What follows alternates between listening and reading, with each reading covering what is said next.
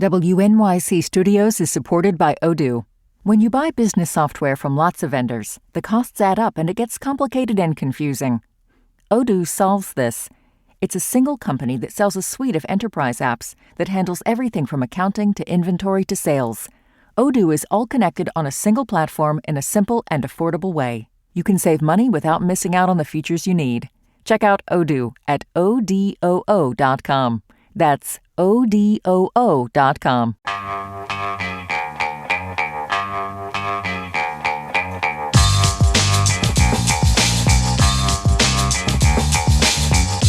Brian Lehrer on WNYC. Now we begin our annual WNYC Brian Lehrer Show, Health Convening. It's about a 90-minute special that we do once a year on a major public health topic with support from the Alfred P. Sloan Foundation as an opportunity for healthcare experts and practitioners to inform WNYC's health reporting and inform you all as listeners. Today, our health convening takes on ultra-processed foods. What's the actual science about what makes a food ultra-processed? What health risks are actually associated with different kinds? One interesting finding from a researcher who will join us a little later is there seems to be a big gender difference in the colorectal cancer risk from a certain category of ultra-processed food. She'll explain why women seem more susceptible and what that category of foods is. And we'll have former FDA Commissioner David Kessler, who's proposing specific new ways to regulate them, and get his take on whether RFK Jr. just talks tough on ultra-processed food corporations or is actually doing anything as Health and Human Services Secretary. But we start with some of the basic science of ultra-processed foods with a leading expert in the field, Dr. Kevin Hall, former senior investigator at the National Institutes of Health, the NIH, a health and diet expert who had done some seminal research in ultra-processed foods and disease. He also, by the way, took early retirement from the NIH last year at age 54 because he said the RFK Jr. administration was censoring him. We'll get into some of that, but more of the science. Dr. Hall, thanks for coming on. Welcome to WNYC. Thanks for having me. I think we should start with a definition. What are ultra-processed foods? How do you use the term? Right. Well, it's actually a topic that's fraught with a lot of debate right now, and it's a real question about whether or not some of the debate is really trying to prolong the discussion so that the food industry can skirt by with kind of having these some of the unhealthy foods on the market, or whether there's real scientific debate about this topic. The vast majority of studies have used something called the NOVA categorization system, which was developed by Carlos Montero's team in Brazil. It basically decides to group foods into 4 different categories. A sort of minimally processed food category is group 1. That's the typical sort of fruits and vegetables and fresh meat and eggs and things like that you would typically think of as quote unquote real foods. There's a second category, category 2, which is processed culinary ingredients. Those are the things that you typically don't eat on your own. That's like the table sugar and cooking oils and things like that. Then there's category 3, which is basically combinations of category 1 and category 2 foods as you would kind of typically prepare them in a home kitchen. And then there's the 4th category, which is labeled ultra-processed foods. And it could be, a category by exclusion. If it's not one of the first 3 categories, it belongs there, but it also has its own definition and basically is operationalized by ingredients or processes that are typically not used in home kitchens or restaurants. So the kinds of additives and flavorants and cosmetic things that are and preservatives that are sometimes added to packaged foods that prolong their shelf life and also lead to potentially some negative health consequences. So would you describe the landmark study that you conducted in 2019, described by the NIH at the time as the first randomized controlled trial on the topic? I see that it was small, just 20 healthy subjects and short term, just 1 month. But tell us about that study. How did you group the participants? What did they eat? And what do you think you may have established? Yeah, sure. So it was a very small sort of mechanistic study to try to understand, is there something about ultra processed foods per se that might be driving excess calorie intake, which is kind of on the pathway to weight gain and obesity. And what we did was we designed two sets of diets where the nutrients were matched between them. Not all the nutrients, but the typical players, the calories, the carbs, the fat, the protein, the sugar, the fiber, those kinds of things that we often think of as either health promoting or health deteriorating. These were matched between two sort of diets that we had our cooks and our dietitians design. But in one case, all those foods came, or 80% of the calories came from ultra processed foods, that category 4 foods that we talked about in the NOVA system. And in the other case, 80% of calories came from minimally processed foods, category 1. And no ultra processed foods. And we basically had people come to live with us in our research center at the NIH, took complete control over their environments, and for 1 month continuously they spent with us, and we either gave them for the first 2 weeks the ultra processed diet followed by the minimally processed diet, or the reverse. And so the same people acted as their own controls, and what we didn't tell them was that we would be measuring their leftovers, so that we could figure out exactly, we knew exactly what we presented to these people, and we could measure every morsel of food that they ate over the course of each 2-week period to figure out whether or not they were eating more or less calories on the ultra processed diet or the minimally processed diet, despite being matched for the presented calories and many of these nutrients of concern. And we measured a variety of things during this process, including how much body fat changed and things like that.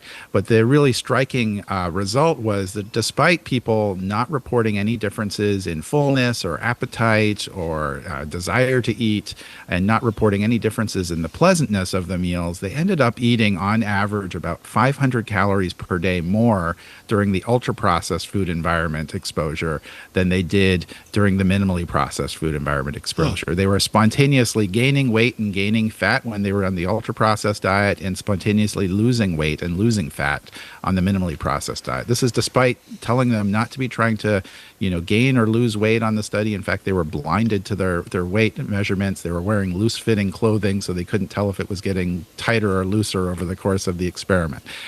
So this was the first kind of causal experiment that was, on top of a wide range of previous observational studies that had linked diets high in ultra-processed foods with increased risk for obesity and various other downstream metabolic consequences. Because the risk you were able to isolate was overeating, which leads to obesity, which is associated with diabetes and heart disease and other chronic conditions, correct?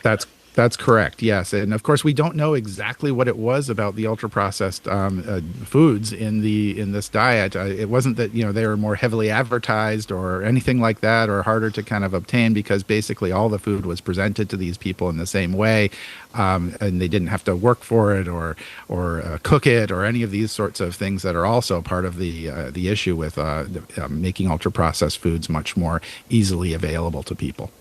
Yeah, but that leads to another question I had after reading your study. Categorizing foods as highly processed seems so general, right? Like your study gave examples of ingredients in ultra-processed foods like hydrogenated oils, high fructose corn syrup, emulsifiers, flavoring agents. I assume that means artificial flavors. But my question is, has science isolated certain ingredients from that list as culprits? Maybe the health effects of certain emulsifiers or certain food dyes or flavoring agents are carcinogenic, some are not. And the category of ultra-processed foods sounds categorically evil or unhealthy, but it's really specific things that people should avoid and can still have some of these other treats. But you tell me. Yeah, no, I think that's a perfectly reasonable thing. I happen to be in the camp that thinks that there's probably ultra-processed foods that can be healthy for you. A whole group that could potentially be neutral for health, and then there's the bad guys that are probably unhealthy for you. The challenge is that we don't know how to identify those right now. We need better science to be able to identify what are the key culprits.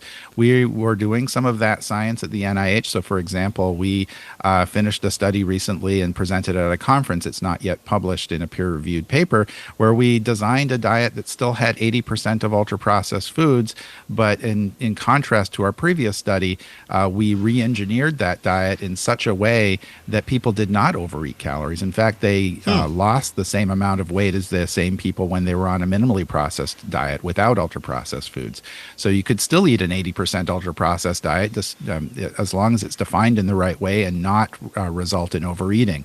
And it's that kind of science that we need to better identify what are the true culprits, what are the real problematic either ingredients or properties of the foods themselves, and then be able to kind of tell consumers as well as the food industry as well as regulators how to target their lens to better improve our food environment. I'm sure you just piqued the interest of a lot of listeners who are saying, oh, tell me, what 80% ultra-processed food diet would keep me as healthy as one that isn't that? Well, I don't know about healthy. We were looking at is very specifically whether or not people we could mitigate the overeating aspect. Right now, there's all sorts of other health consequences, and I think you'll have a discussion with folks later about maybe specific ingredients like emulsifiers and how they might impact the gut microbiome and might impact inflammation and things like that. We are exploring those kinds of outcomes, but the study was mainly designed to address the question of overeating and mitigation of weight gain and obesity. And listeners, we can take some questions for Dr. Kevin Hall on the basic definition and science of ultra-processed foods or his research in the field. 212-433-WNYC, call or text 212-433-9692, maybe even some anecdotal evidence of your own, from your own eating history or people you know, or you can also ask about the politics of regulating ultra-processed foods and is falling out with the RFK-led Health and Human Services Department, which we'll get to.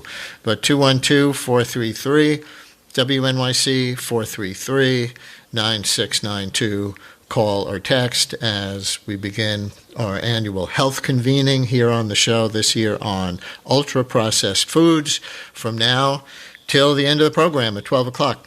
On what foods count? I see your NIH article at the time gave examples that included something that might surprise some people, a bagel with cream cheese and bacon. Now, a bagel with cream cheese might not be the first thing that comes to people's minds as opposed to, chips and cookies and packaged meat products and things like those. So, bagel with cream cheese? Yeah, so it contained ingredients that would categorize it as in that Nova 4 category. And now, I think that's part of the challenges of the definition is, well, what about, a freshly baked bagel that doesn't contain some of those things and therefore doesn't have the same sort of shelf life? Is that any better or worse for you than the cheaper, long shelf life version that you might buy in a supermarket, for example? And these are the kinds of debates that folks in nutrition science are having, especially when the nutrient profile of those two products looks quite similar. Let's take a phone call. Here's Janet in Crown Heights. Janet, you're on WNYC with Dr. Kevin Hall. Hey there. Good morning. I would like to know, do you think that the ultra-processed food producers are trying to make the food taste so delicious so that we will buy it, overeat it, and then come back to eat it again? Because it seems like a lot of this food is like if we wouldn't eat it if we actually saw what it looked like, but so they have to make it taste good and last long and be easy to cook. That's a great question. And I think it could land on, well, you found that people who were eating the ultra-processed foods diet ate more. I'm thinking of the old Lay's potato chips commercial where the slogan was, I'll bet you can't eat just one. But do you think that the food industry, the processed food industry, is designing these things not just to be tasty, but so that you will keep eating? Yeah, so that's a great question. And by the way, those Lay's potato chips that were marketed that way, they actually don't qualify as ultra processed foods. They qualify as Oh, processed foods, category three, which is quite interesting. But wait, what's the difference? People would be interested in that. Why not? yeah, so it doesn't contain many of the same sort of additives and preservatives that are in other sorts of potato chips and Doritos and the artificial flavors and colors and things like that. So I think to my recollection, those Lay's potato chips are basically just potatoes. They're cooking oil and salt is basically all that's in them. So they only Okay. qualify as category three foods. Um, so this is where some of the debate comes from, right? Not all not all ultra processed foods are necessarily bad for you, and certainly many processed and minimally processed foods can be bad for you, especially when taken in context of the overall dietary pattern. But to address the specific question that the caller asked about, which is, do food companies design foods to be desired to go back for more? Of course they do, right? They want to be profitable businesses that have repeat customers, and they basically have designed these focus groups of people to kind of comment on the properties of their foods, how delicious they are, how much they'd pay for them, and they actually have, in some sense, it's like evolution in the marketplace, right? You have the survival of the fittest. They have their best ideas about what products are going to be successful, and if they succeed, great, and if they fail, then they've learned something from that, and they will re-engineer a new set of products that will be successful in the marketplace. So we actually have like this evolution of the most tasty, the most accessible products. Now the question is whether or not they want us or have engineered the products to have poor health outcomes and to be overeaten to cause obesity and other downstream metabolic complications. I have my questions about that because I think, soda manufacturers, for example, are perfectly willing to sell you a diet soda as they are a full calorie soda, and they will make as much or potentially more profits from the diet version. I don't work for food companies. I don't have any insight into their thinking on these processes, but it strikes me as something that is worthy of investigation. Scott in Brooklyn has a personal anecdote to share. Scott, you're on WNYC. Hi. Hey guys. I'm feeling a little guilty, and also this is funny at the same time, or maybe sad. But I've been on a GLP-1 for over a year. I've dropped about almost 50 pounds. And a couple months ago, I used to have a addiction to like sugary cereals, like Frosted Flakes and Trix and all that stuff. And I do know it's bad for me, but I have to tell you, I went to the store and they were on sale, and I kind of re-upped my addiction to them, even while I'm still taking these GLP-1s, and I kind of barely eat. It's really reduced my appetite, but just eating like a bowl full of cereal twice a day, it has flatlined my weight loss. And I find that really interesting. I'm curious as to why that Flatline your weight loss. In other words, the weight loss that you would have otherwise been continuing on the GLP-1 that isn't increasing. Yeah. So, that's interesting. That might be consistent with the finding about certain ingredients, even though he's not stuffing himself with big quantities, Dr. Hall. Yeah, no, it's a great question, and it's actually the topic of what I'm most interested in these days, which is how does these changes in our food environment, in particular ultra-processed foods, and the mechanisms by which they actually seem to alter the biological control of appetite. These studies are done so that people, we think that, people regulate their body weight. They have some sort of control over appetite based on this internal symphony of metabolic and hormonal signals that we've learned so much about over the past many decades. And somehow placing the same people with the same biology in these different food environments, that can be shifted by many hundreds of calories per day.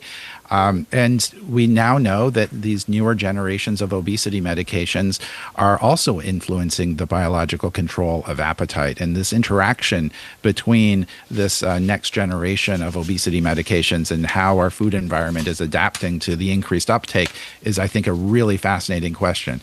We did a study where we were trying to examine whether whether or not ultra-processed foods that were high in fat and sugar cause the same sort of dopamine increase in the brain as many addictive substances like methamphetamine, cocaine, and even nicotine. And we were really intrigued by this sort of addiction pathway that might be taking place. And we actually were surprised by what we call as scientists a null result. We actually didn't see the same kind of dopamine increase in the brain that we had expected, and certainly not to the extent of these other addictive substances. So we still have a lot of work to do in the science of trying to understand how these, what's the biology underlying why these products are so appealing, how the food environment actually changes the biological control of appetite and regulation of body weight, how they interact with these new GLP-1 and other obesity pharmacotherapies. I think it's a really fascinating area to unpack in the future. Fascinating. But I think the caller's experience and your answer remind us that though ultra-processed foods is a major category we should be concerned about, and we're doing this whole health convening for about an hour and a half on the topic today, it's not the only one, because I don't know what else is in those sugary cereals, but maybe the culprit for him is just sugar, which is a natural ingredient, could even be organically grown for all we know. Absolutely, and I think that that's part of the way that a lot of the kind of debate in the scientific literature right now and between scientists is, what is it about ultra-processed foods? Is it really that they are poor in nutrient quality, that they contain lots of sugar or high fructose corn syrup? They might be high in saturated fat or high in sodium and low in fiber and lower in protein. Or is it really something else about the processing and these other sort of artificial additives and preservatives that are being added? And that's where I think, we run into this problem, because there is a solid body of nutritional evidence on these kind of more traditional factors like sugar being in excess being bad for people, and an increasing risk of obesity and type 2 diabetes and a variety of other conditions. So unpacking the details about what it is about these dietary patterns that are poor for our health is, I think, really should be at the forefront, as opposed to just painting a wide brush and saying, oh, it's just ultra-processed foods, we don't have to think about the nutrient composition, or we just have to think about the nutrient composition and don't worry about how they're produced. This is where the debate is in the science right now. At 11 o'clock in our annual health convening, this year on ultra-processed foods. My first guest for another few minutes, Dr. Kevin Hall, who was a National Institutes of Health expert on this for a number of years. He did resign last year, or retire early last year, because of conflict with the RFK administration there, and we'll get into that a little bit. But I want to ask you first, one of the goals of these health convenings that we do is to inform me and my colleagues at WNYC and elsewhere in the media, for that matter, about the science of the topics that we do these specials on. In addition to the listeners, is there anything you identify that you think journalists either do well in general or not on this topic, or certain questions or topics that you would like to see addressed more in the general media? Yeah, it's a great question. I mean, I think that, I would like to see a little bit more criticism of some of the studies that are published, to be honest. I see a lot of, the latest study shows. I think it would be really great that if journalists kind of did a little bit more education on the kind of different kinds of studies, what they can show, what they can't show, what they're, how to extrapolate or not extrapolate from certain studies. You mentioned for our study, it's a very small study. It was done in a very highly controlled environment on a small number of people. What does that mean? It means that you can't conclude from that everybody has a higher ultra-processed food diet is going to eat 500 calories per day more than a minimally processed diet. It was one specific dietary formulation. I told you about a follow-up study that we've presented at conferences where we've re-engineered an ultra-processed diet to not lead to those same consequences. And so I think that one of the things that scientists often find frustrating is when journalists might over extrapolate their study results beyond what they've actually been designed to show. Another listener question, who I think is interested in veganism, this listener, but uncertain, says, please ask your guest about supposedly better for you ultra-processed plant-based foods like Beyond Burgers or Just Eggs. What would you say to that listener? Yeah, no, it's a great question because there are a lot of people who are concerned about animal-based products, both from an environmental perspective as well as a kind of a morality perspective. And these products are often marketed as better for you and better for the environment. We did not study those particular plant-based replacement products. Christopher Gardner from Stanford University did do a study of the Beyond Meat, I think it was in particular. And in fact, as a caveat in considering those results, the study was sponsored by Beyond Meat, so take that for what it's worth. But they showed that there were more or less similar results from burgers and meat-based products as compared to the Beyond Meat products, which tend to have higher sodium content but lower saturated fat and things like that. There were some specific things that were somewhat different, but I would argue they probably weren't clinically meaningful differences between the two products. I don't think anyone is saying that as a replacement, those kinds of products might be better than the original, but they also probably shouldn't form the foundation of a diet, which should be more along the lines of vegetables and whole grains and the kinds of things that are in our dietary guidelines. I do want to ask about your early retirement last year. I understand you felt that they were beginning to censor you under the Trump and RFK Jr. administration. Censor you in what ways? So they would not let us present our results at conferences. So we had that result that I mentioned about the lack of increase in dopamine in the brain in response to ultra-processed milkshakes high in fat and sugar.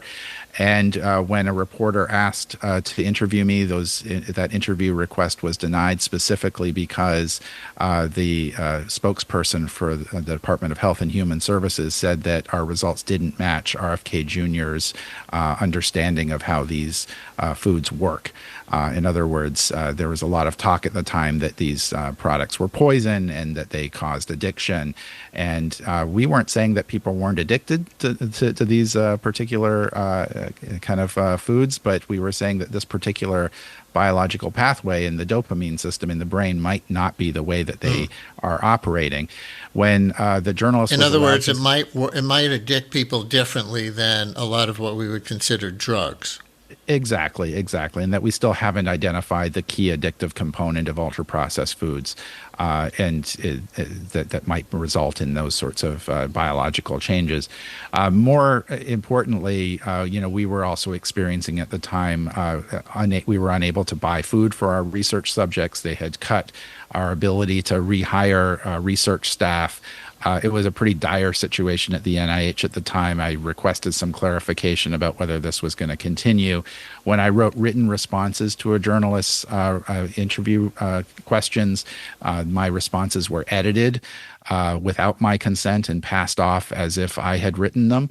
And that was kind of the final straw that broke the camel's back. And I realized that I was unable to get the attention of these folks to discuss these matters after weeks of reaching out. And so it became clear that these folks were not interested in the science. They were interested in their narrative, and any science that deviated from their narrative, even in a minor extent, was deemed problematic.